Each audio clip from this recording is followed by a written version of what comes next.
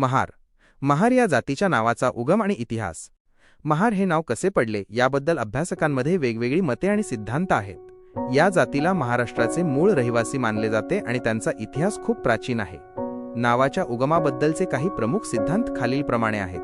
1. महाअरी.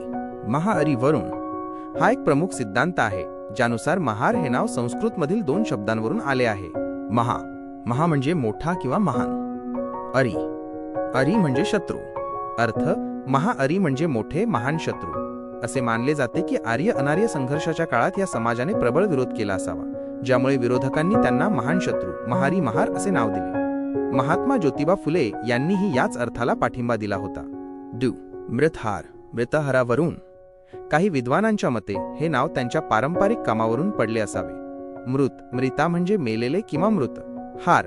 हारा म्हणजे वाहून नेणारा किंवा गोळा करणारा. अर्थ मृतहार म्हणजे मेलेली जनावरे किंवा मृतदेह वाहून नेणारा. पूर्वीच्या गावव्यवस्थेत महार समाजाकडे गाव कामगार म्हणून अनेक जबाबदाऱ्या होत्या.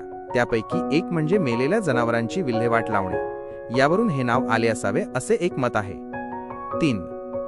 महाराष्ट्री किंवा महाराटवरून. काही इतिहासकारांचे मत आहे की महार या शब्दाचा आणि महाराष्ट्र या शब्दाचा जवळचा संबंध आहे.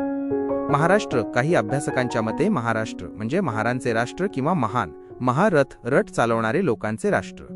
असेही मानले जाते की महार हे लोक प्राचीन काळी महत्त्वाचे युद्धयोद्धा किंवा रक्षक होते आणि याच महार शब्दावरून कालांतराने महाराष्ट्र हे नाव आले असावे.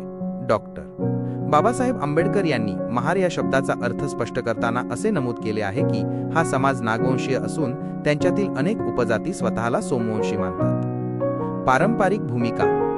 ऐतिहासिकदृष्ट्या महार समाज हा महाराष्ट्रातील ग्रामीण अर्थव्यवस्थेतील 12 बलुतेदारांपैकी एक होता. त्यांच्या मुख्य जबाबदाऱ्यांमध्ये हे कामे होती.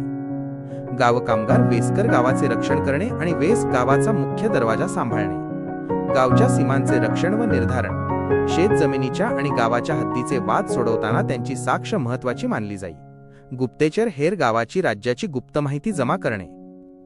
डॉक्टर बाबासाहेब आंबेडकर यांच्या नेतृत्वाखाली 20व्या शतकात या समाजातील बहुसंख्य लोकांनी बौद्ध धर्म स्वीकारला आणि ते नवबौद्ध म्हणून ओळखले जाऊ लागले.